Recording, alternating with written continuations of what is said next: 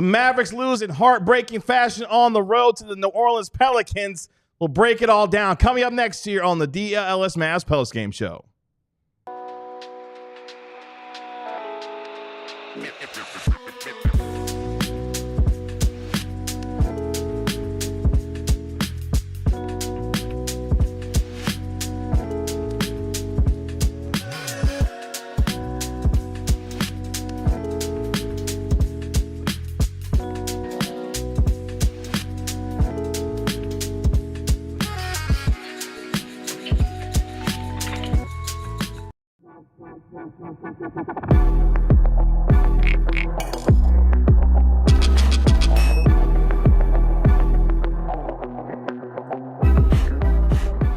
Hey, what's up, DLLS Mavs Nation? It's your man, Kevin Gray, alongside Mavericks beat writer Tim Cato, Mavericks analyst Bobby Krell, and our national NBA insider, Mark Stein. We, of course, are DLLS Mavs, your favorite guys covering your favorite team, even when the referees rob your favorite team of a win. We appreciate you joining us here on DLLS Sports. Make sure you like, comment, and subscribe while you're here as well. And do the same for our podcast wherever you get your podcasts for free. The Mavericks, unfortunately, fall 119 to 116 on the road to the New Orleans Pelicans for their third straight loss, dropping the Mavericks to 22-19 at the halfway point of the season. We'll break it all down here for you over the next hour plus.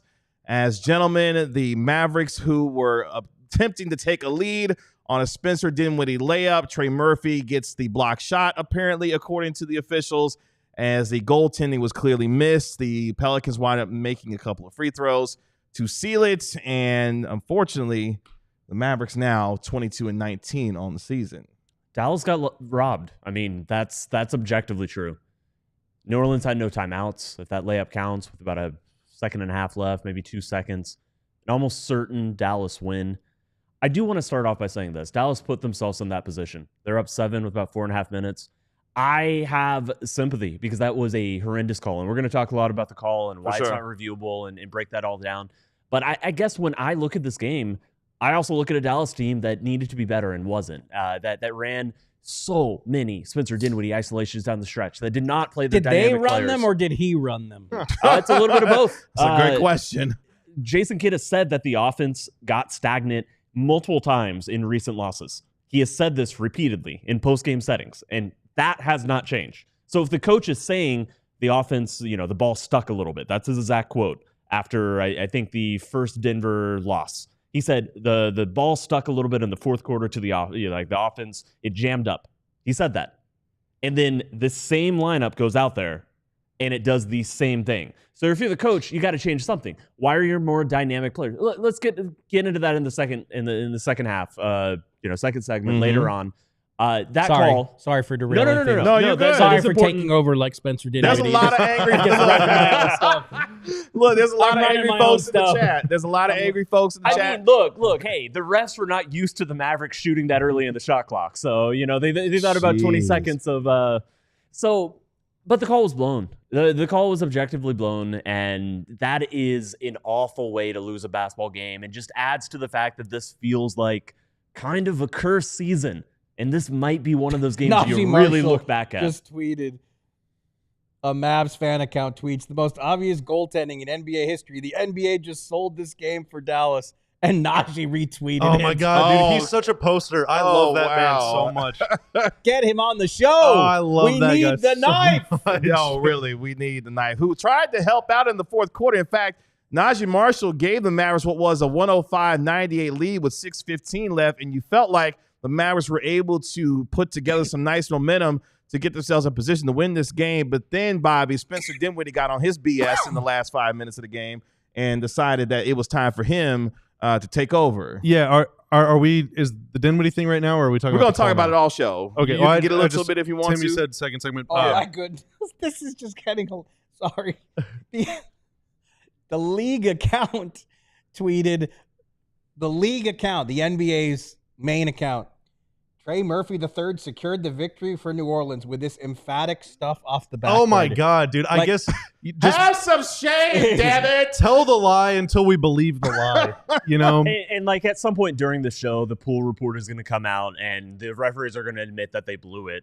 Like this, you won't even have to wait till the final 2-minute report. I'll stop interrupting now. Yeah, they're like within Spencer. Jeez. Probably within 30 minutes, you're gonna know. Like there's gonna be official blame taken by the NBA that they blew this call because they objectively blew this call. Here's the thing: Spencer Dinwiddie this season, 36% of his field goal attempts, which is the highest share of any range, have come whenever he's touched the ball for 6 or more seconds. Since Luka and Kyrie have been out, Dinwiddie averages 6 seconds per touch. In the fourth quarter, once the Mavs took a 7-point lead, there were 5 straight possessions where Dinwiddie spent at least 12 seconds on the ball. And at least 2 of them, if not 3 of them, he had the ball for 20 seconds. It would be one thing if this was just a weird aberration, drop in the bucket kind of thing. That kid is just idly standing by. But that's who Dinwiddie's been for his whole career. That's just who he is. But here's the look. This game was not bound for Spencer Dinwiddie's scrapbook. This was a really rough fourth quarter. Yeah, for sure. But and again, we're not there to ask the questions. None of us are in that press conference. But just my gut tells me he's the only guy he trusts with the ball in his hands when there's no Luka and no Kyrie. And try giving it to Clay. And you've watched Clay try to run something at the top of the key, get stripped. Hardy's decision-making, we know. Exum is not available. Grimes is the only other option to put the ball in his hands at that point, or maybe Najee. So, but it's the fourth quarter. You're without your 2 stars. Again, I'm trying to step into the mindset of the coaching staff and what they clearly must have felt that there was no other option because Dinwiddie. The fourth quarter. That is agree. Why. Yeah, I agree that giving him the ball is your best chance to generate a shot. Yeah, safest. Because Najee had how many turnovers did he have? Clay got his pocket picked. There was no reason he should have had the ball there. Oh my gosh, we're running ISOs for Klay Thompson in the year of our Lord 2025. But Dinwiddie is old enough and experienced enough and wise enough to know that the best way to create a shot at the NBA is to pass the ball or to go somewhere. I think my issue with watching him play is that so often he just holds the ball. There was a time I think Najee drove and kicked it out to him. Dinwiddie catches the top of the key with 9 seconds left on the shot clock. Does not even dribble until there's 4 seconds left. There's a lot of time wasting. It feels aimless. Yeah, listless. The numbers you read are damning. Yeah, and since those guys have gone out, more than 60% of his shots have come after touching the ball for 6 or more seconds, which is just that's a losing way to play basketball. It's not good. He's not going out there to create advantages. He's going out there to get a shot for himself or somebody else or someone else. But off his first pass, there is no touch the paint and then get kick out, redrive. Some of that is because of who they're closing the game with. That's my biggest issue with the fourth quarter is that when you have Spencer Dinwiddie out there and then you have PJ Washington, you have Najee Marshall and Klay Thompson and Daniel Gafford, you don't trust Daniel Gafford to do high post stuff, for the most part, not late in games. So throw that out. You're not going to do the stuff that you do with Lively out there. Klay Thompson, we saw what happened when he got isolated. Good player for the Mavericks, but not in a dynamic sense. Najee Marshall, obviously a little bit more dynamic, but there was no opportunity because Spencer was not driving early. PJ Washington, he's not really a redrive, off a spot up guy sometimes, throughout a game. But I don't understand why Quentin Grimes or Jaden Hardy couldn't be out there, not to initiate offense necessarily, but to be there to, and quite frankly, I do kind of trust Quentin Grimes not to go get a shot, but to get downhill and then pass it out and hopefully start that cycle of the Mavericks offense in a way that is just cleaner. That makes more sense. Can I throw in smarter? I'm about to say, do you have something to share with us? Because you two are kicking and ha-haing over here over something that seems like it's pretty funny that we want to know. Yes, the rest of the class wants to know. Najee Marshall, the knife. When the game ends, his night does not end because the tweets his just night is keep only coming. Tweeting, zeeting, whatever it is these the days. latest live tweeting stream from Najee Marshall. And I think he meant to type might as well just play pickup and call our own fouls and calls. Najee's such a real one, man. Like, he don't give a damn. He gonna let his feelings. We are not going to I like it until he is sitting on this set. Yes. The other thing I'll mention is like Dallas was running pick and rolls. The problem was that New Orleans was switching that because they were like, oh, we're going to switch somebody onto Spencer Dinwiddie. And then in his brain, he goes, oh, I have mismatch time, ISO time. So New Orleans was like, oh, let's go. You know, if that's the thing. And yes, so I question the lineup. I'm not sure that's like, I really can't be convinced that one more dynamic player out there wouldn't help. And I can't be convinced that when Jason Kidd comes out in his own words and says the offense is sticking in the fourth quarter, and then it happens again, and now for like a third or fourth quarter, you know, maybe more than that. I mean, depends on how far back. But like, since he said this, you know, there has to be something that changes. And yeah, I the think thing is though, what are you changing? Well, like if you're getting another ball handler out there in addition to Dinwiddie, and not just replacing Dinwiddie with say Grimes or Hardy, like are you benching Najee? Are you benching PJ? Are you gonna bench Clay whenever he made some shots in the fourth quarter? He did make some shots. I will say he hadn't made shots up until that point.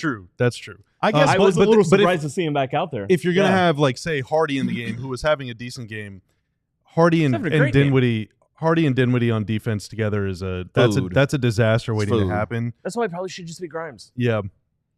I get Grimes had a pretty good game. Grimes had a pretty good game. Yeah, he started slow, but he was getting downhill and attacking. If you're the ref, call goaltending if you're not sure, and then it can be reviewed. That's true. There's also that. In the NFL, they let them play on. We all know that it wasn't a fumble, but they let them play just so that this kind of stuff doesn't happen. Relax with your football stuff. Wait, hold on, real quick. Let's start the second segment and I'll talk about that. We're going to go to break here in just a couple minutes, but I do want to say this because we have had astute analysis so far on this particular show. Spencer Dinwiddie was on some BS, okay? The last those five But his redemption, he was robbed of his redemption. I don't give a damn. This is what happens. Look, you are already shorthanded. You cannot get out there and act like you're going to play hero ball for 5 straight possessions, pounding the ball into the floor for 15 to 20 what seconds was your of the stat time. That he leads the league in seconds per touch. He is your league leader. Strategy. You are shorthanded, and you've got to find a way, even in those moments, to get everyone involved. What we talk about all the time with this team, go touch the freaking paint and make something happen. Taking bailout three-pointers, taking ill-advised shots, decision-making. Spencer Dinwiddie, too damn old and too experienced to be making these kinds of decisions at this stage in his career. I don't care who is in or not on the floor. You're too old and too experienced to be making these decisions. If you play silly games, then you get silly results. Yeah, you're going to end up getting screwed by a last-second call in a game that didn't need to be a last second. You know who would have executed the offense way better? Kyrie Irving, who could have just played tonight. I am not behind the scenes. I do not know the specifics. Everything sucks. It's a back injury, and if Kyrie said, this is the game I need to play in, maybe you don't. I don't know. But if Dallas has some autonomy over, he is likely not going to play the back-to-back, which game are you going to play from? If Dallas had any autonomy, the way I'm guessing, and again, I could be wrong about this one, but the way I'm guessing is just like eventually somebody had to step in. Like if you just allowed everything to play out like it did, then nobody's going to come say, well, you know, Kyrie wants to play in this game. You have to, somebody has to act. Somebody has to step in and say, here's why it makes more sense. And we are telling you this is the way it should be. And if nobody steps in and says that, then Kyrie Irving just goes out there when he feels like it, and then the team does the right thing to protect him and not overexpose him and not play him. But this is a game. You look at this game, I think it's pretty clear that they win the game. New Orleans was Kyrie's trying to out give there. this game away as much as they could, and the Mavericks were like, actually, no, we'll let you go ahead and have it by playing the kind of play Here's one more example of this in closing. This is a play that is kind of lost to the ages. You might not even remember it happened.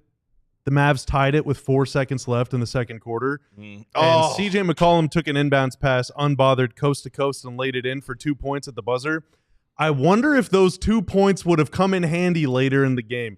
The basketball gods are always watching, and they will punish you for all of your sins and misgivings. Just remember that. Let's take a breather and take our first break here on the DLLS Mavs postgame show. Yes, Tanner, probably the most fired up postgame show that we've had at some point so far. Oh, no, it's only just getting started. We're just getting started for sure. Coming up next, the turning point of tonight's game, the moments and plays that defined Spencer Dinwiddie, how this game was lost by the Dallas Mavericks. All that and more coming up next year on the DLLS Mavs postgame show. Quite a J. Kidd quote on the way. It wasn't pretty on the court, but you know what? We got back in the win column on Sleeper, folks, and that's really what matters. PJ Washington took him a few attempts, but he made a 3. Daniel Gafford went way, way more than 21.5 points plus rebounds. And Dejounte Murray, at least I'm pretty sure, unless he snuck. Oh, no, he didn't. Okay, no double-double for Dejounte Murray. He just had 30 points and is now on my list for the rest of his career. But your boy won, and hopefully if you played along, you did too. If you think you know ball, you can download the Sleeper app today. Use promo code DLLS Mavs. Play with $5. You get $55 to apply to any contest. Doesn't have to be your first one. If you want more information on how Sleeper works, you can check their website. They have terms and conditions apply. They have terms of use for details. They're operational in over 25 states. Find out if they're available in a state near you, but they are available in Texas. It's perfectly legal to play, deposit, and withdraw. Check out Sleeper today. Again, promo code DLLS Mavs for new users. Play $5, get $55 back. Get ready for the season ahead with quality shades built to last. Our friends at Shady Rays have you covered with premium polarized shades that won't break the bank.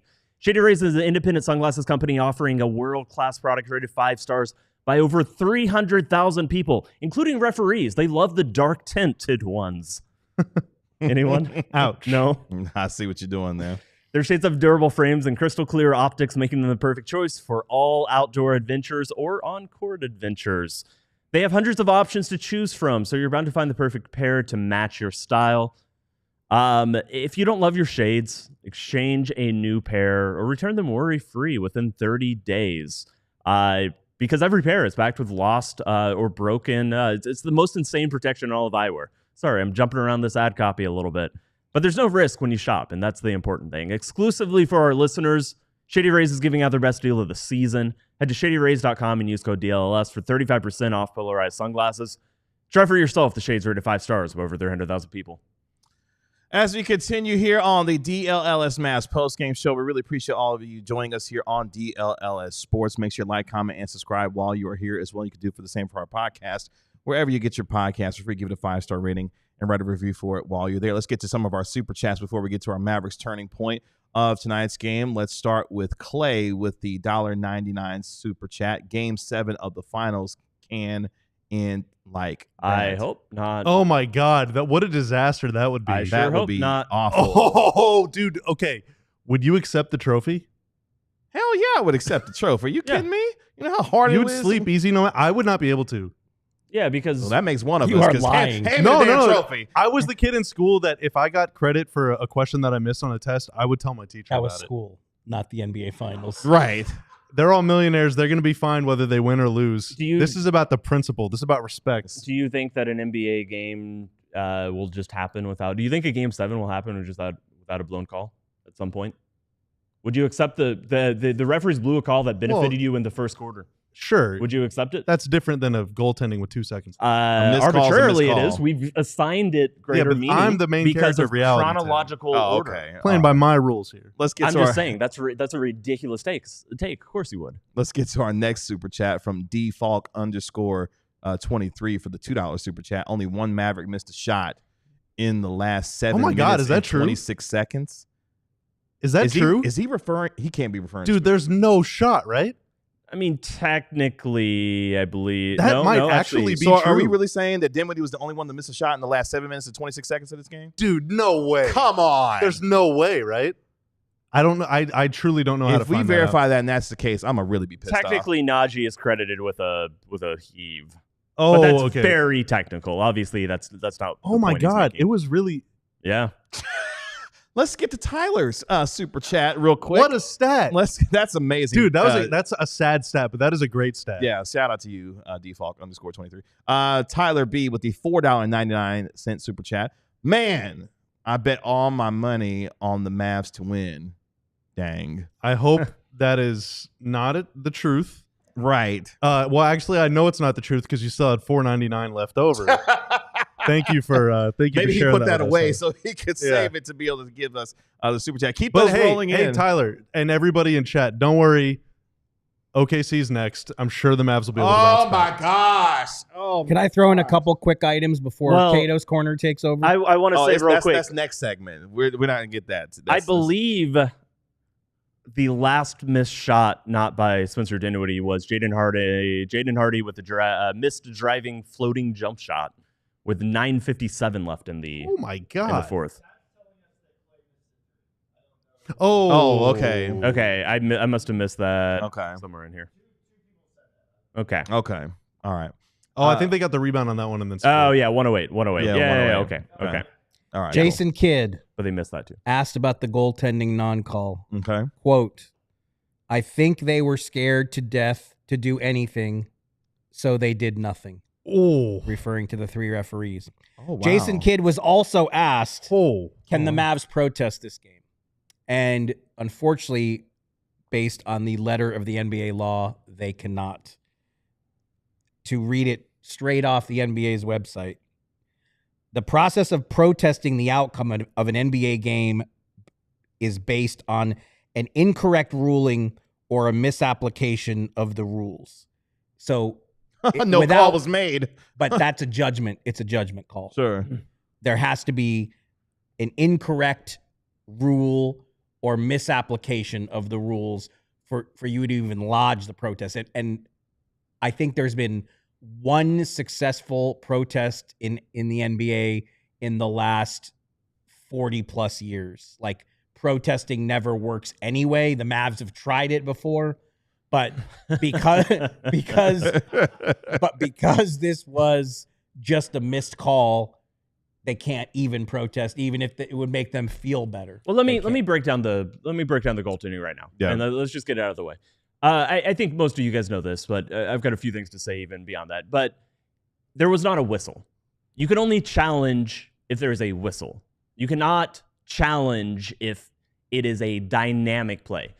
If there's a whistle that is static, that means there is a break in play, there is a stoppage, and then at that stoppage, you can say, we are not going to resume play until you guys take a look at this.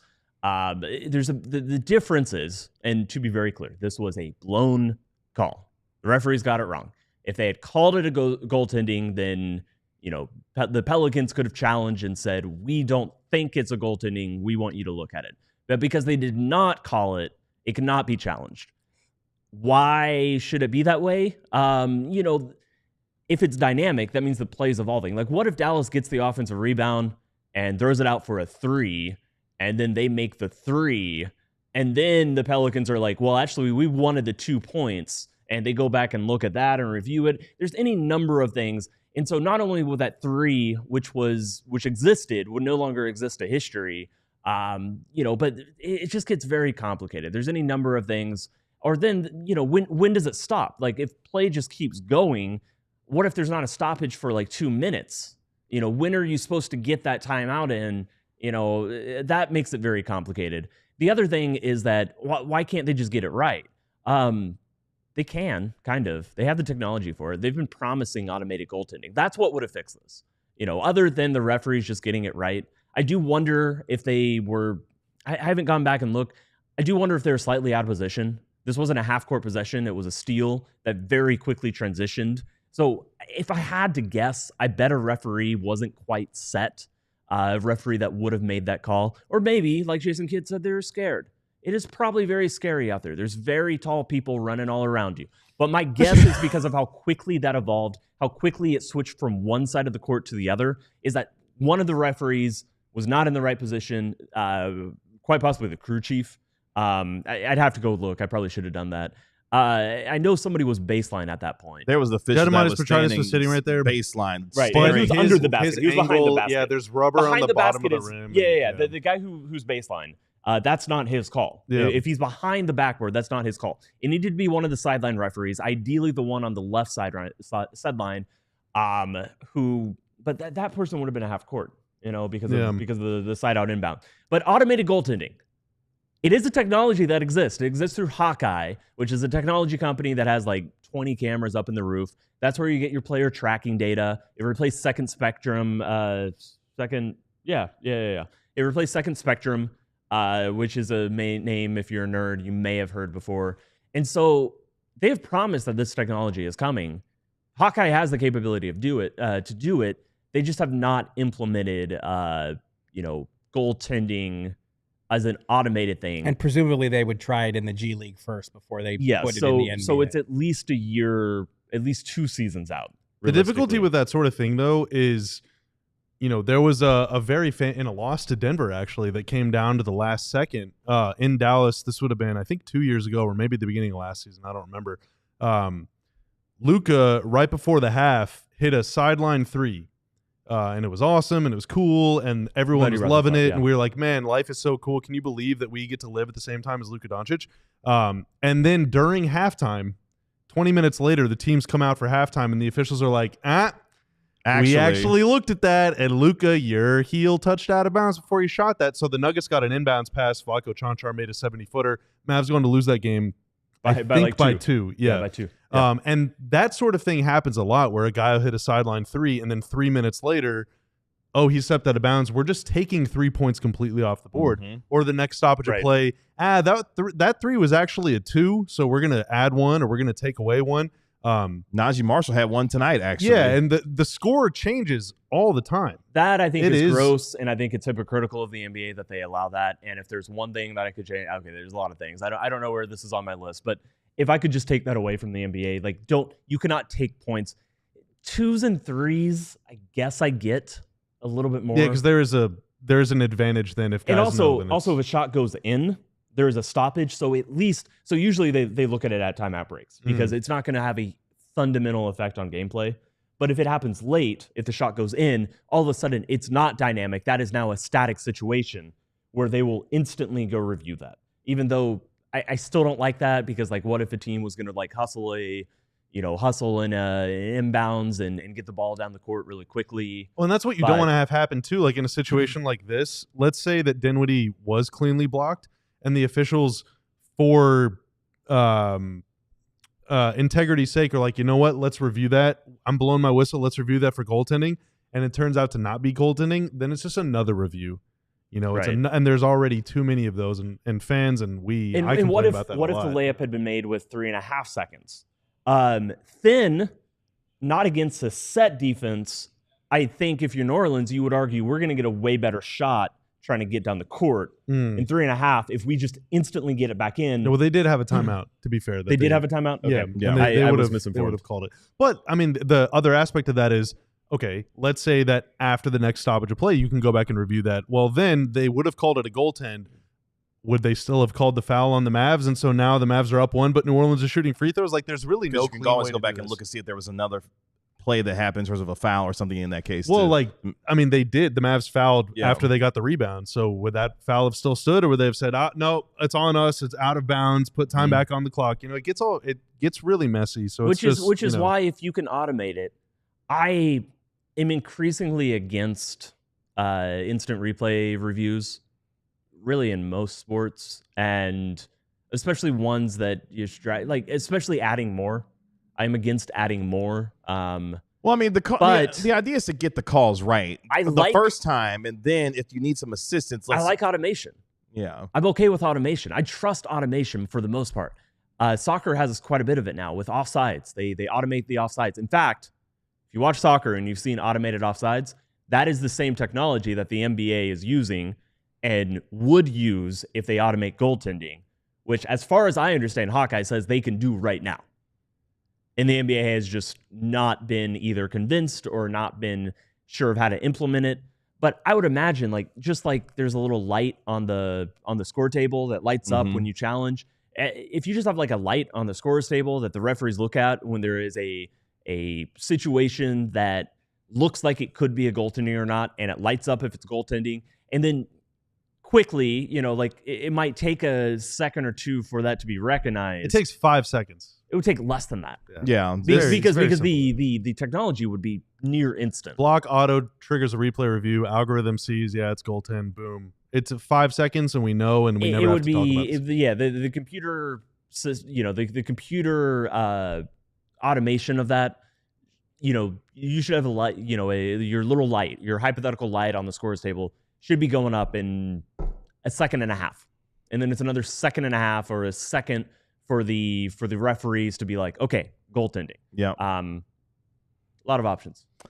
Let's take our next break here on the DLLS Mavs post-game show. When we come back, more of your super chats reacting to tonight's brutal loss to the New Orleans Pelicans, plus some of the plays that defined how this game played out. All that and more coming up next here on the DLLS Mavs post-game show.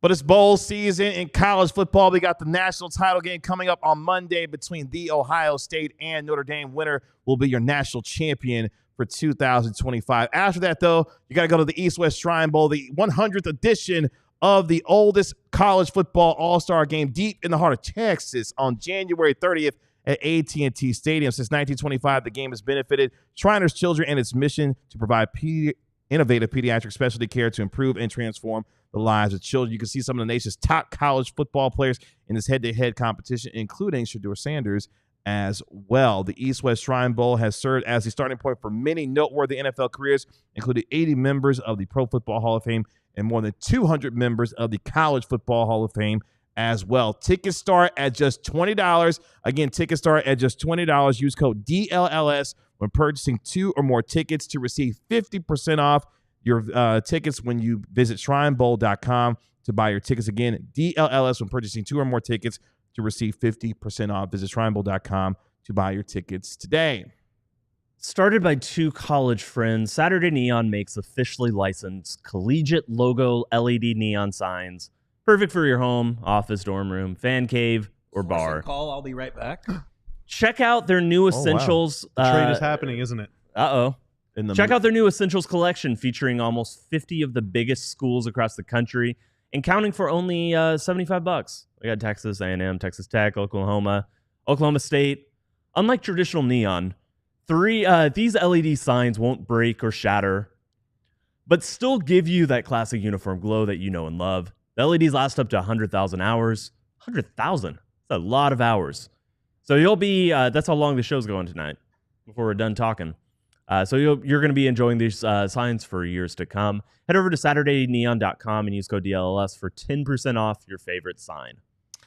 Appreciate you all of you joining us here on the DLLS Mavs postgame show. Mavericks fall in a heartbreaker 119-116 on the road to the New Orleans Pelicans for the 3rd straight loss, now 10-11 on the road. So far this year, we are officially at the halfway point games-wise for the Mavericks in the association. They are 22-19. Let's get to more of your super chats before we get to some of the plays that define tonight's game. Shout out to PVS for the $1.18 super chat. Appreciate you there. And then let's get to Martin the Polar Bear for the $2 super chat. Doubt the Mavs have 30 wins by the time Luka is back. I agree with that. It's looking like a distinct possibility. I mean, hopefully it's not. They don't even. What do they have? 22 right now. They have 22 right Hopefully now. they don't have to play 8 more games before he comes back. I mean, it gets late quick. It's getting late quick right now. PVS coming back in with another super chat, the $2 variety. It seems the season will be lost before Luka's back. Hopefully not. It does get late quick, though. Let's get to super chat. Ardell, he comes in with the $5.41 super chat. Let's go.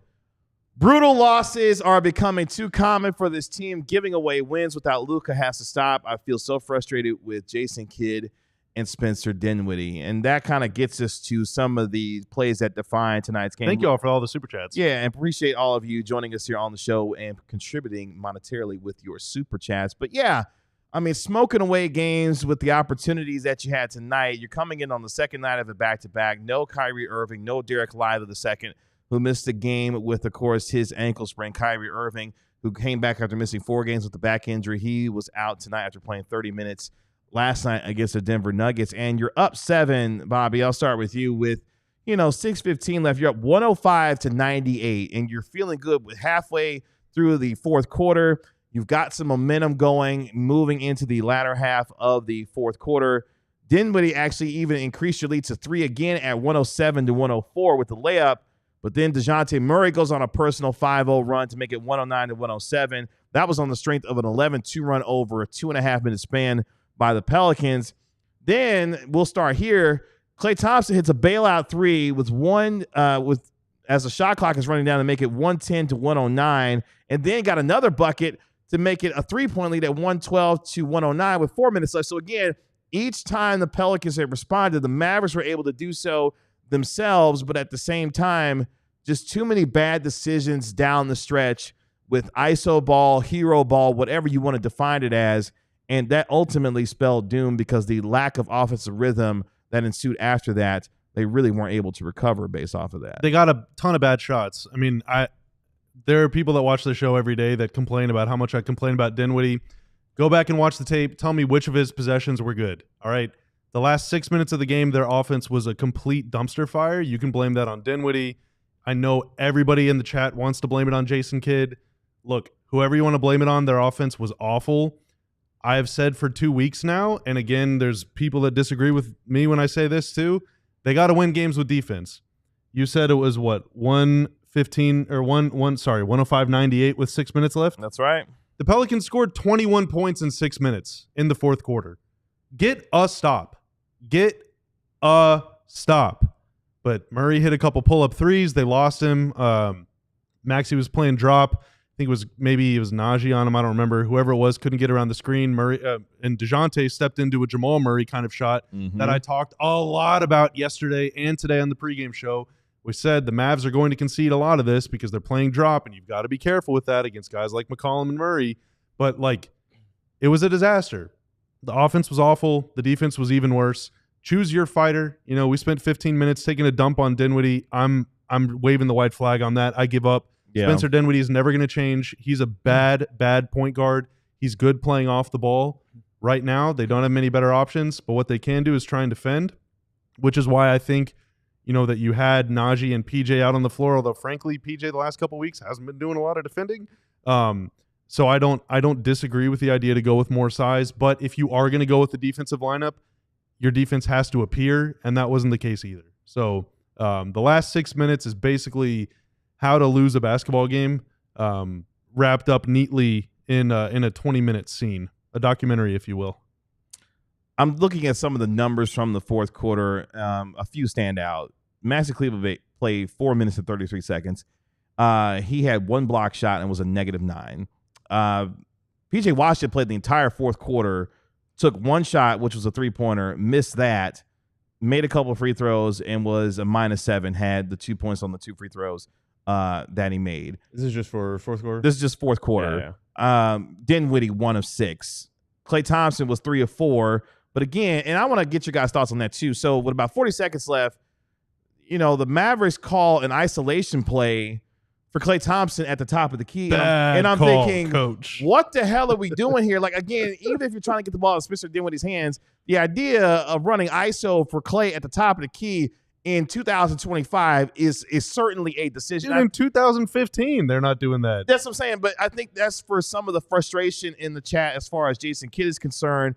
That kind of a decision and a play call, I think, is a perfect example of why folks may feel like, hey, man, some of this is on Jason Kidd, because that is a decision offensively that should not be made even in that stretch of time. But that's also a real sassy way of saying, well, if not Dinwiddie, then who? That's also a backhanded way of saying Dallas did run a play. They ran a play that was not just pick and roll, get the switch, Spencer Dinwiddie isolation. They ran it after the first time out, the second to last time out of the fourth quarter. With 3:41 left in the 3:41 left in the quarter, and it wasn't the prettiest play, but it was a play that ended up not being a Spencer Dinwiddie shot. And again, if it ends up being a good Spencer Dinwiddie shot, that's one thing. But it ended up being the Klay 3, I believe, from the quarter. Najee assisted it, so the ball touched. I want to say off the top of my head, it was an off-ball screen that. You know, Klay came up, and then Najee got it back, and then he got it back to Klay. Again, not the prettiest play, or the play itself did not work. But you know what did work? They put they put the ball in other people's hands, and it moved around a little bit. And then Dallas worked the possession, and they worked the possession, and it ended up with Klay pretty open. I believe it was the right corner, right? Yeah. That's what can happen when you're actually moving and trying to attack earlier in the shot clock. And so it is possible. That happened out of a timeout. I don't know why Klay had it in that situation. In the spot that he was in. And I still, without rewatching it, surely he was setting something up. Well, it wasn't executed at all because No. CJ McCollum got the strip and the Pelicans got the ball back. And from there, the Pelicans led 117 and 114 with 16 seconds left. Obviously, Dejounte Murray, he made 1 or 2 free throws. PJ Washington was fouled. He made 2 free throws to cut it to 1. And then, of course, we know what ensued after that. Washington gets the steal, and then all of a sudden there's an opportunity for a fast break layup. Dinwiddie, quote-unquote, blocked by Trey Murphy. I'll say this, too. If the offense is going to be isolation, if you're going to get a switch and then isolate on a center, why shouldn't it be Jaden Hardy? You don't have to trust Jaden Hardy as a decision maker, especially late in games. Your point guard is not making decisions, right? No, he's making decisions. Do you He's trust making Hardy to bad dribble the decisions. ball, though? No. Who No. would you rather? Spencer is the only option in these circumstances. He has to play better. I'm not absolving him of the way he played in the fourth quarter. That stat you recite about seconds per touch is unbelievable. I don't even know where you find that on the I can show you. internet, but that is awesome. And like he did, I mean, he had a fourth quarter that will not go in the scrapbook. But looking at this team and the options and the way they played all night, I can see why Dinwiddie kept getting the ball, because he's the only one that you trust is not just going to outright turn it over. But no, again, I get it. That's obviously how I feel as well. Like Spencer Dinwiddie is the You can't run. That It is your cannot one be point. Hardy. I'm sorry, it can't. No, Hardy I'm had. being What did Hardy have hyperbolic tonight? when I say 20 that. something. I mean, he had his moments, but you're But again- not going to put him out there in the fourth quarter to run the show. There's in a must-win game. But No, again, I am being hyperbolic about that. But yes, the thing for me is it's not just that this fourth quarter was bad. It's that this has been identified publicly oh my as gosh. being a recurring fourth quarter thing. Why is it still happening? Oh, Why can you not get it through that the offense, like the offense needs to set up quicker, needs to act faster, that it needs to flow towards the basket. That is what is frustrating. A huge. You know, they were in the in my bonus view. for 9+ minutes. They were in the bonus That for is- 9 minutes in the That fourth was a quarter. killer. To never see the line when you're in the bonus for that long. But again, that gets me. I'm starting to feel like I felt after that Miami game when I went off, and I'm starting to get there because again, to that point, 9 minutes. Glasses are coming off. No, then the glass. No, the glass is not coming off. But again, to your point, Mark, you're in the bonus for 9 minutes. Go attack the freaking rim. Stop playing the hero in the isolation ball. Get other guys involved. And again, I will say it one more time. You are too old, too experienced to think that those are winning plays for you, dribbling the ball into oblivion and then taking bailout shots or bad shot selection or whatever decisions that you're going to make and think that you're going to try to win a basketball game. I don't care if the Pelicans are down Zion, Brandon Ingram, and Herb Jones. You're not going to win a game like that. Stop making these decisions and costing your team a basketball game. That's all I got to say because I'm getting heated. Mark, did you Heated. listen to what Spencer said? Is that what you're listening to? I was trying to, and I couldn't hear it. But I think the clip that I was when I was listening, not when I went back there, I was actually taking a call. The Spencer clip I couldn't hear, but I think he was mostly talking about the goaltending, not his. Gotcha. I don't think he's addressed, like, I don't know that anybody asked what we're talking about. I think real quick, I do want to say, if you're like, well, that's what a coach is for, dumb butts. Can I say ass on this? That's what the coach is for, you bunch of morons. Can I say ass The on next- this? You say Yes. it. You went full Jeff Kavanaugh, full bots. Can I say this? And then say it. The next coach to call a set play just within the flow of the fourth quarter will be the first one to do so since like 1947 when the NBA was founded, or 49, whenever He it was. did it both times out of a timeout. Yeah, both times. Yeah, now out of timeouts is one thing, but within the course of a game in the fourth quarter, it doesn't happen. Look at me in the eye. It doesn't happen. Jason Kidd told his former head coach, Rick Carlisle, stop calling plays, and he said it a little ruder than I did. That's a very famous, well-known moment among Mavs fans. And what happened? The Mavs won the championship. Coaches have to let players play in the fourth quarter. It's just how it is. Mhm. It's how it's always been, and it's how it's always going to be. Now, even if you were to run plays or have a little bit more of a system than create space and attack, plays are built around creating advantages for your players. If PJ Washington is the elbow dude in a horn set and he gets the ball, all what right. advantage is there? Yeah, awesome. And I'm the Pelicans. I'm like, good job, guys. We did it. We did it. Just stay home and we're good. Like, there's nothing. There's nothing. There's You know, no right advantage now, you know, the Mavs' best hope, and I've said this for 2 weeks, and I will continue saying it. Yeah. The Mavs' best hope is for somebody to go nuclear levels of heat, the team collectively to shoot 60% from three, Mm-hmm. or to just throw up some garbage and hope that Gafford can scoop up the mess. And that's what happened. The Mavs' best offense tonight was someone just throwing some crap up and Gafford going to get it. PJ Washington missed like 15 layups tonight. Oh, man. Nobody had anything going. Like, that's just how it is. I think the one thing that they could have done is run a screen with a little more intention coming around the corner to try and attack a switch. I was going to say, rather than to draw one. But that's on Dinwiddie. That's not a coach thing of like, hey, 15-year NBA veteran who's been playing basketball as long as I've been around. Remember that it's easier to make a layup than a jump shot. Like, don't be absurd. You know, don't be ridiculous. Dinwiddie knows better. Hang on, hold that thought. Let's take our next break real quick. Yes. I liked Grimes off DHOs. You know, I thought he looked good ending the third and going into to start the fourth. That's another option. Yeah. We'll pick up on that more coming up next year on the DLLS Mavs postgame show. If Mark doesn't run out again to go get another phone call. We'll do all that coming up next year on the DLLS Mavs postgame show. But first, win, lose, or draw. I think it would be funny if they called ties in the NBA, but they don't do that for some reason. We have to sit through overtime. That's for sure. They don't call anything in the NBA. But if you want, we're tending to our goals here at DLLS Sports, which is to take over the local media scene. And if you want to help us do that, whether you agree or disagree with me and us up here or whatever, thank you for commenting, for watching, for subbing to the channel if you've done that, for liking the stream anytime you do that on YouTube. All these pre- and post-game shows are going to be free forever, and it's not just Mavs here on this channel. It's also Cowboys. It's also Rangers. It's also Stars, with more teams on the way.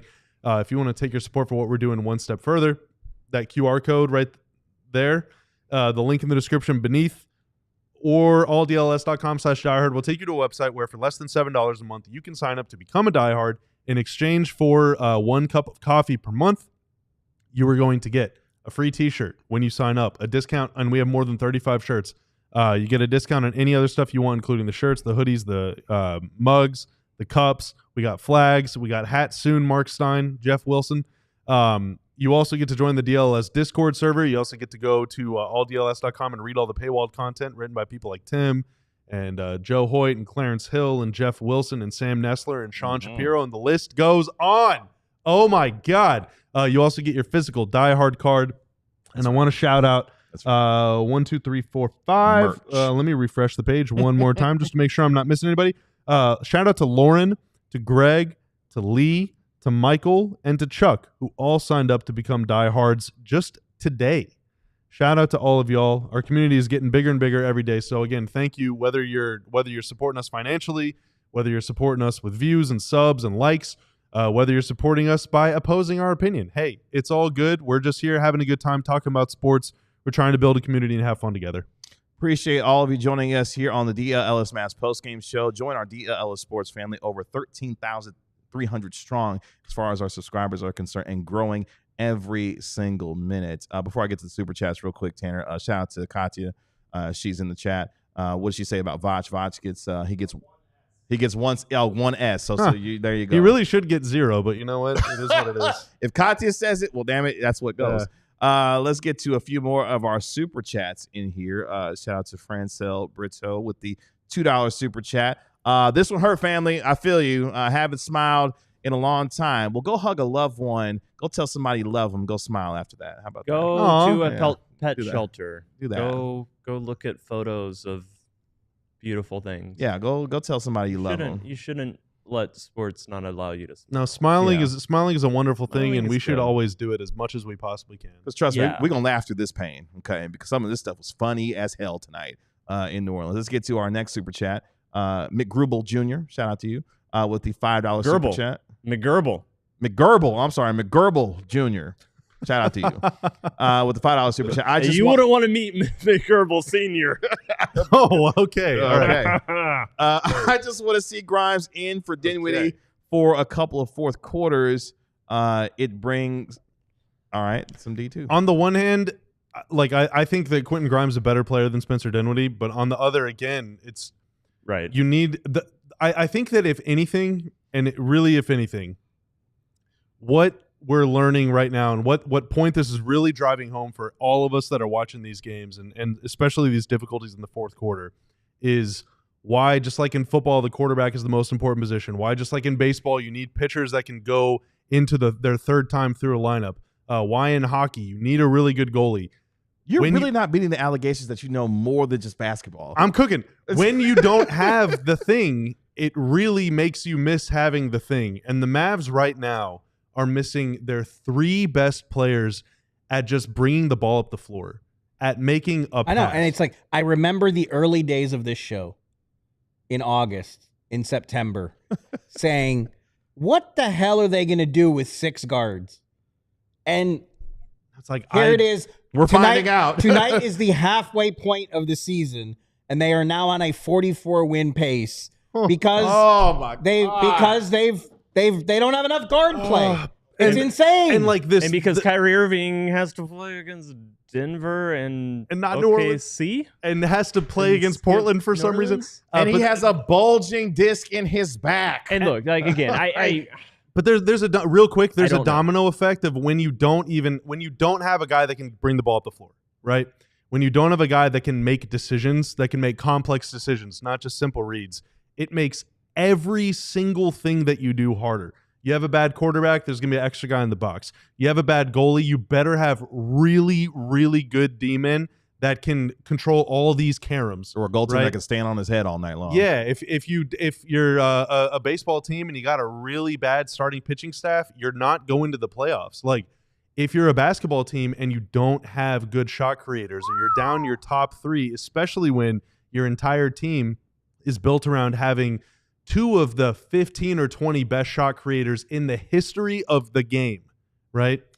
You're going to have a hard time doing anything, getting into sets, passing the ball, making decisions, getting the ball into the lane. All of these little things that we take for granted that Luka and Kyrie and even Dante Exum do literally every single time, 100 times per game, they're having a really hard time doing that right now. So it's just this is the most fundamental thing about basketball, is creating an advantage, and they don't have anybody on their team that can do that right now. Yeah, and Grimes is not a point guard. I really like Grimes. I think he's a dynamic player. He could have been in the game, maybe should have been in the game over Clay or over Najee. He wouldn't be in the game over Dinwiddie.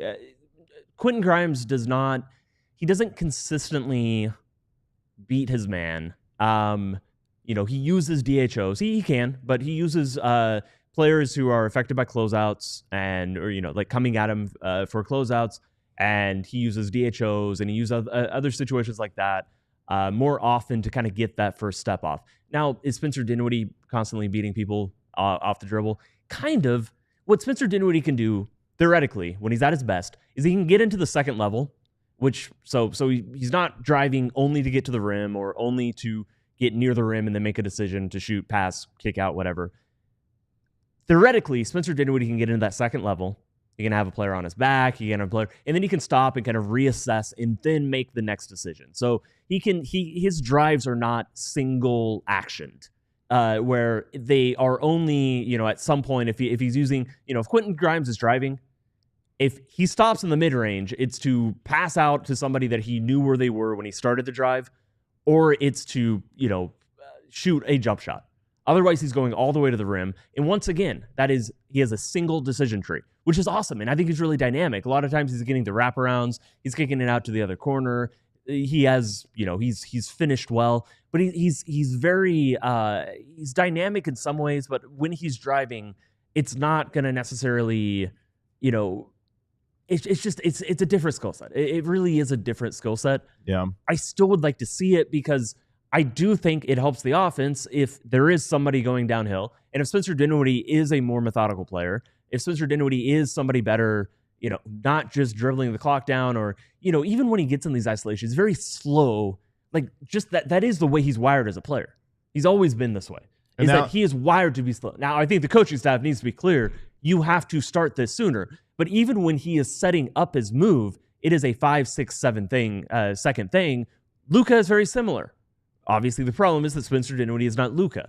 I just think that, yeah, it's And the athleticism for him is starting to go a little bit too. I mean, there are times Yeah. where he can get to the rim, but other times defenses are able to kind of bottom up, and then you start getting some of the poor decision making at times. Dude, KG, the perfect example of that is the play where Dinwiddie got blocked. Trey Murphy got him. In the second quarter, that same exact sequence happened, and Hardy 2-foot dunked it without a dribble. Like that's athleticism right there. By the way, Dinwiddie playing nearly 38 minutes tonight. That's a lot Much to ask a guy on the back-to-back, and the guy that's on a vet minimum. Shout out to Ardell. Yeah, we're going to show Daniel Gafford some love real quick because he had a career night. 27 points. oh man, yeah. 12 rebounds. Our bad, Daniel.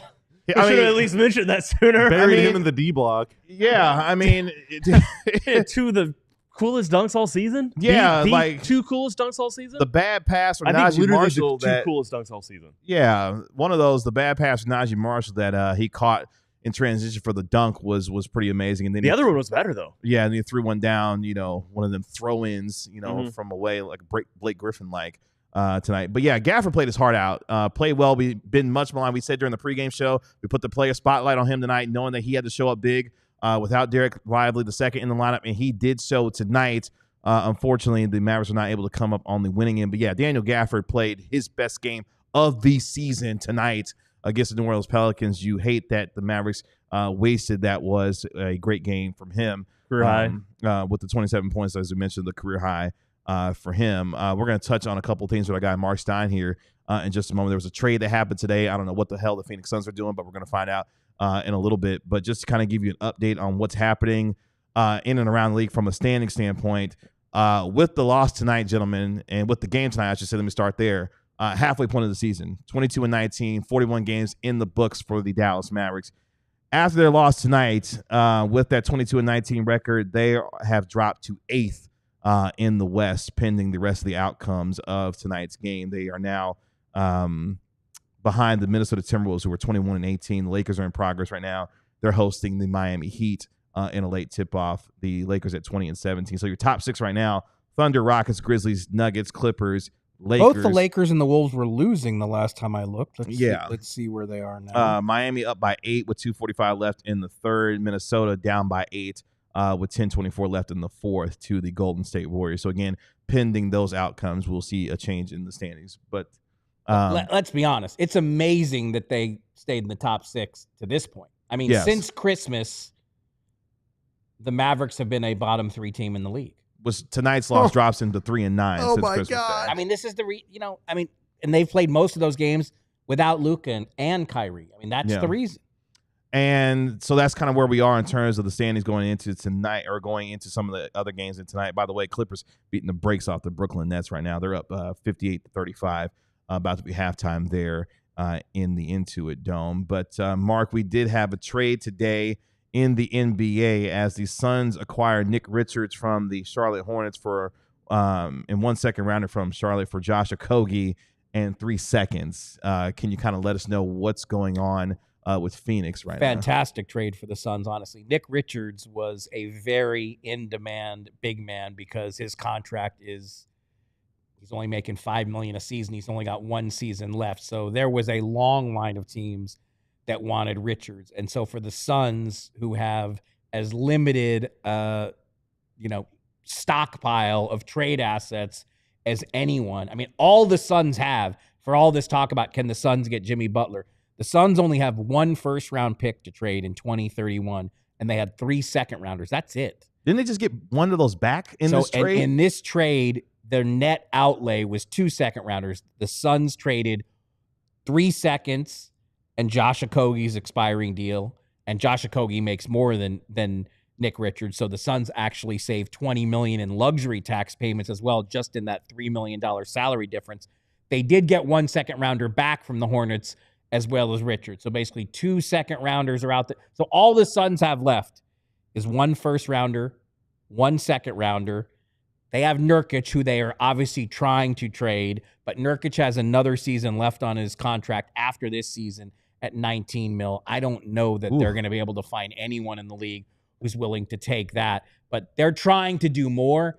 But yeah, this was, the Phoenix Suns got better today. I don't think there's any question about that. And it's just the one silver lining for the Mavs here since the calendar flipped to 2025 is outside of the top 3 in the West, everybody's going through it in the West. I mean, again, if the Mavs finally, by the time all of tonight's results are tabulated, if the Mavs finally fall out of the top 6 tonight, it's honestly somewhat miraculous that it hasn't happened until tonight. Sure. Because they're 3-9 since Christmas, wheezing. Again, I told you guys this the other night. That's a Pokemon, by the way. Nice Pokemon reference. It is? Yep. There's Wheezing a Pokemon is called a Pokemon? Wheezing. Yep. Isn't wheezing just gasping for breath? Why is that a Pokemon reference? Wheezing is a 2-headed thing that spews poison, noxious gas. And it says it's 2 voices, so it's wheezing, but it's 2 voices. Real quick, appreciate our television audience joining us here on the DLLS Mavs postgame show. Alert. That's the Mavericks fall 119. I fear our TV audience is 116. far long gone. Well, they missed the special announcement I'm about to make because tomorrow at 1 p.m. we will be joined live in studio by former Dallas Maverick Devin Harris. He's going to be joining us. I thought you were going to say Dirk Nowitzki. We've already had him on the show. So I just thought you to were be going to say clear, Chandler Parsons. in studio Dirk joined us once virtually. What is Devin our first in studio guest? No. Well, I guess, it depends. Mark Follow. Brian Mark Damaris. Follow. That's right. Yes, That's right. And Brian Damaris. Yes. But Devin First Harris, former obviously. player who has been an in studio. Well, guest. and let's be honest. A player. No, Mark the Follow first played in the guest NBA. of consequence. He was a backup point Just guard kidding. for the Bulls Damn. for the Timberwolves for a lot of years. The first guy that will sign the wall. We'll have Devin sign the wall, right? Yeah, we'll have Devin sign the wall for sure. We didn't ask Follow to sign the wall. Sign, Did Follow follow, did sign the wall, yes, I don't right? think I was here that day. So. No, you were not. But he did sign the wall, yes. Yeah. Because Tim and I took the picture with nice. Marfalo. Nice. So 1 p.m. tomorrow, we will have Devin Harris live in studio here on the DLLS Mavs podcast. But yeah, depending on the results of tonight, as you mentioned, Mark, the fact that we got to the halfway point of the season and the Mavericks are just now getting to the point where they may be outside of the top 8. We are also midway through January. We are getting that much closer to the February 6th NBA trade deadline. Obviously, a busy time for you as well when it comes to this time of the year. What are you, real quick, before we get out of here, are you anticipating? It's been fairly quiet around the league trade-wise. No, I actually see it the other way. We've had 4 trades in a month, and I think that's pretty active, especially when we're talking about, all we talk about are these luxury tax aprons and how hard they make trades. But look, this is the way it is. Everyone is going to say the trade deadline is a dud unless Jimmy Butler or Zach LaVine or Brandon Ingram is traded. And some people will say the trade deadline's a dud unless all 3 of those guys are traded. But to me, the fact that we've already seen 4 trades and we have this Jimmy Butler drama where tonight is the last game of Jimmy Butler's suspension. So we're going to have, the Heat will be very much back in the news because they haven't been able to find a Jimmy Butler trade. And so realistically... And your buddy Chris Haynes reported earlier today that the Heat nearly upped the language in terms of these potential suspension for Jimmy Butler. So, the Heat's only apparent option at this point is to bring him back and to try to work him back into the team. Because remember, with the new player participation policy in the past, before the player participation policy was put into effect, in the past, we've seen many times where team and disgruntled superstar mutually agree, you know what, wait at home until we can find a trade for you. With the player participation policy, you can't do that anymore. Jimmy Why Butler, does PJ Tucker get to just hang out? because PJ Tucker is not classified as a star player. What is that? Star what does that player, mean? They have a star classification, player. yeah. They legit have a classification. If you are an all-star or an all-NBA player within the past 3 years, you are a, in air quotes, Oh my star. God. PJ Wow. Tucker is not a former all-star or all-NBA player. Yeah. Jimmy Butler was all-NBA in 2022-23. He was last an all-star in 2021-22. So he's So barely a star. PJ Just clinging. PJ Tucker's All NBA team was 4 years ago. Oh, okay. Yeah, so he yeah. just missed the. Yeah. Oh, gotcha. So the only way around that the league would have there is a clause in the PPP, as they like to shorten it, called rare and unusual circumstances. So if the Heat and Jimmy Butler got to the point that they were going to try to say, you know what, just don't rejoin the team, we're going to try to find a trade for you, the league would have to sign off on it. I don't think the league's going to sign off on Miami saying, you know what, Jimmy Butler, just, we're paying you $48.8 million, just stay at home. So the reality is, with unless a trade materializes overnight, and I think we've discussed the various complexities involved, why Jimmy Butler is so hard to trade. I mean, it's going to be fascinating to see how that plays out. So, to me, again, 4 trades already. We have this Jimmy Butler drama. Tomorrow is exactly 3 weeks until the trade deadline for more things to percolate. I don't think it's been quiet at all. But again, I know how this works. If we get to February 6th, if Butler, Ingram, and Levine have not been moved, people are going to say, this trade deadline sucked. And, if you only judge trade deadlines on superstars moving, then, you might be disappointed, because it is not easy to make an in-season trade with these luxury tax aprons when you're dealing with guys who make $40 million and up. But I think it's been pretty busy already, and like I said, I don't think we're done. It's insane to me there isn't more buzz or more interest in Levine, or at least the perception of more interest. He's in been Levine. Playing fantastic, and it's with him. It's purely contractual. He's been a good player for 2-3 years now. It's purely contractual. Legitimately but yeah, additive player. The guy just scored 30 in 6 straight games. 31 was his worst offensive outing in a span of 6 straight games. So both Zach LaVine and Nikola Vucevic have played all-star ball in Chicago. The Bulls should be able to trade one or both of those guys. And we'll be looking at the Bulls because they've also got Lonzo Ball available. So, I mean, there is still lots of stuff that could happen. And yeah, I think it's going to be an eventful 3 weeks. When the Mavericks trade for Vucevic, do you think it's going to happen on the deadline day, or possibly how are they getting him? Days Cato's leading corner? up to that? Gafford, Omax, and a 2. 1 second. 1 second. You think that would net you I Vucevic? subscribe to the Gafford. Wait a minute. I subscribe to the Stein line. You just traded Omax? You? I didn't say Sacrifices that. have Who to be said made. that? That guy? Who said That that? guy? You said that. Who just said? I traded didn't Omax? say anything. You What are you said talking that. about? That was Tanner on the mic. Market Tanner. Yeah, Tanner. What the hell? That was heresy. Some AI some AI mumbo jumbo. Well, we were just talking about AI earlier. Oh gosh.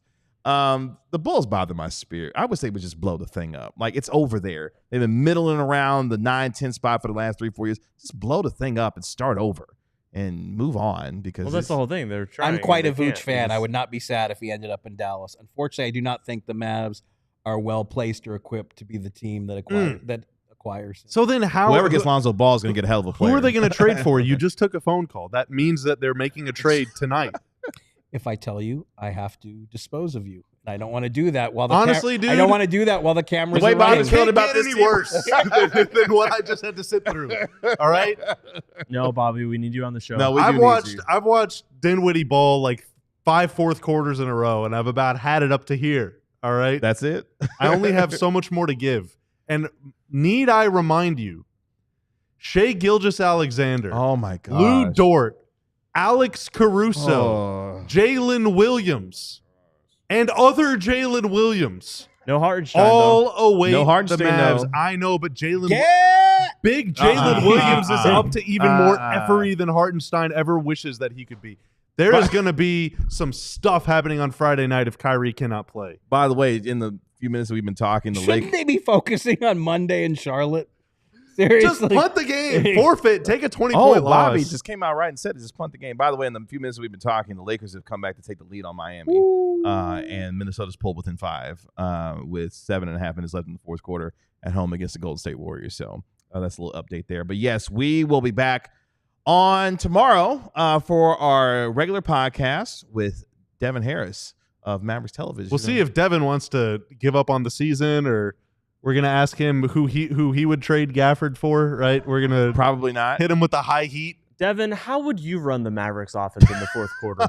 Yeah, is J-Kid Can he go suit up and go play some point guard right now? No. I want like Devin like on the court right now. Yeah. What would you be doing right now? Yeah, I agree. Which players do you want around you? God, Najee Marshall tweeting post game, that could be a show unto itself. He's Like just immediately is he after still the game is posting? over. he's going. Someone said Oh, some is he not arguing nice. with fans? Someone said some not nice things about his performance tonight, and he fired right back. Let's go. What did he Wow. say? Is it safe for stream?